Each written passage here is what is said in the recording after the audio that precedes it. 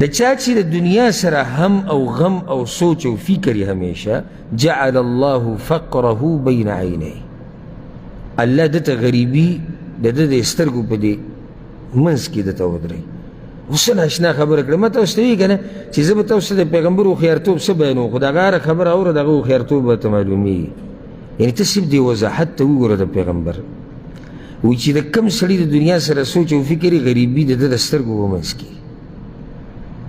دا موږ لیدلي او موږ یې نو نږدې خلک موږ لیدلي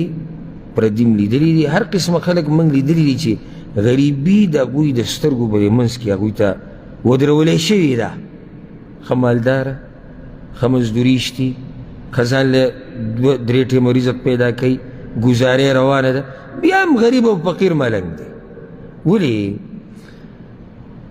په دې دنیا باندې څوک مړېږي نه ګورې که ته په دې سفر راوتی چې زه په دنیا ځان موړ کړم نو په داسې سفر راوتی چې هغه راته اوسه پورې چا پوره کړی نه دی نو چې مړېږي پې نه او څومره سوچ ډېر کې او څومره فکر ډېر کې دومره به ښه وږی کېږي او دومره به ښه تږی کېږي او دا څه چې الله درې کړي دي که به دې باندې دې ګزاره وکړه نو موړ به شي خبره زما غلطه نه وي او که ګزاره نه کوې نو موړ به شي ته خو په $1 کروڑ باندې هم نه مړېږي چې ګزاره نه کوې ته په کروڑاو روپیو ریالونو ته نه په ډالرو هم نه مړېږي همیشه ته غریبي مخې ته ده څنګه غریبي مخې ته ده د ده سوچ ټول د دنیا سره دی لکه اوس دا سړی د سهار راپاڅېدو ښه مالداره دی یاره که نن دا کار ونه شي او نن دکان داسې شي او نن تجارت داسې شي او مزدوري داسې شي او دیاړي دي خو لاړو تباه شو غریبي مخې ته ده که تا ورته دا ووایي چې یاره داسې کار وکړه چې دغه پلانې غریب دی مسله ده قرضه یې لږه پکار ده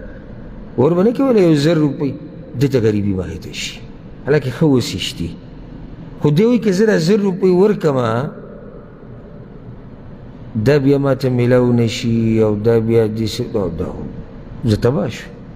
غریبي مخې ته ده که تا ورته دا وایي چې یاره دلته د الله په لار کې څه مال لګول غواړي او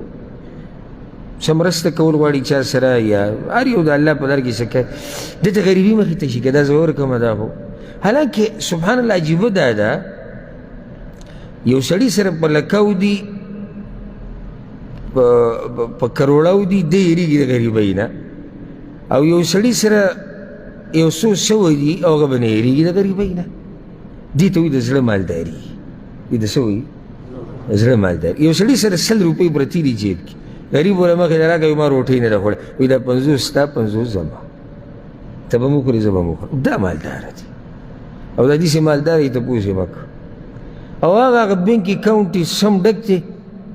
او په دې خوله کې د پیسې راوړي او که ته ورته وایي دلته یو غریب دی نو دې سوچونه حساب شروع کړي چې دا څنګه او که دا دله ورکړم او که دا هلته نو زما بچي به آخر څه خوري په دې دومره پیسو کې د سوچ څه سره دی چې زما بچي به څه خوري دې ته وایي چې غریبي د ده د سترګو په منځ کې شي تر دې چې دې حال ته راورسېو الله دې به موږ پر دې راواچوي چې ځان له خوراک رالي ځان له لکه اوس ښه وږی دی او ښه تږی دی او ده په خوراک باندې لږي مثال کې 100 روپۍ نو دی کوشش دا کوي چې په 50 کې کیسه راټوله کړي ځکه 100 کې دی غریب کېږي حالانکې دا دی به بل چا نه لګوي په ځان یې لګوي فایدې ده ته ده ما ته نه ده نه تا ته ده او نه هغه بل ته ده فایده ده ته ده دی پې برابرېږي د صحت به روغي موړ به شي د ډوډۍ هغه شهوت به یې پوره شي خو هغه هم د نیمګړی پرېښودی دی لکه بعضو نه موږ خبرې وکړو دلته د ماستو بیخ وویستو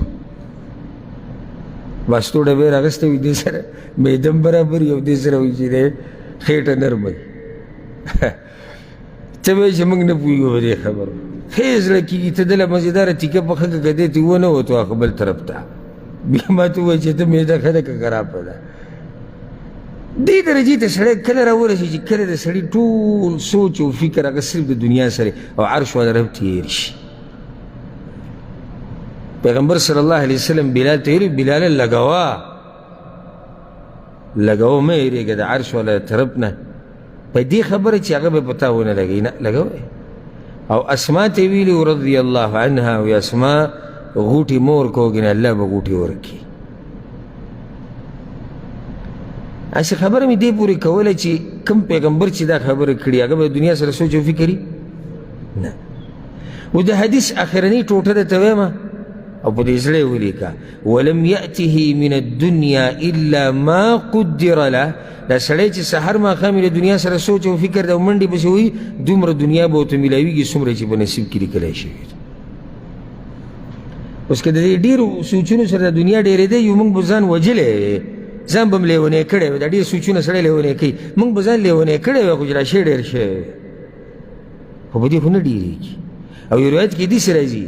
چې د چا سوچ د آخرت سره یي اتته الدنیا وهي راغمه الله وله د دنیا په زور زبردستۍ راولي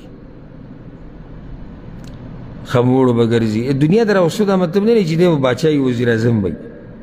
موړ به بې پروا به زړه مالداري دې ته مالداري والله دا مالداري مونږ ته نصیب کړي. دغه مالداري چې صرف د سره پیسې او زړه دې غریبي نو دا بیا د کار سړی نه دی. د کار سړی هغه دی چې زړه مالداري نو چې ورسره لاسونه دې مالداره شي نو دا بیا ډېره مزه کوي.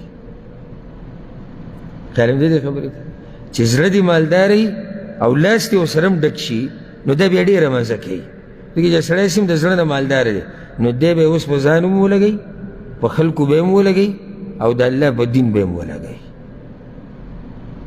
خبره ما دا کوله چې د پیغمبر صلی الله علیه وسلم بنیادي غم د څه سره و؟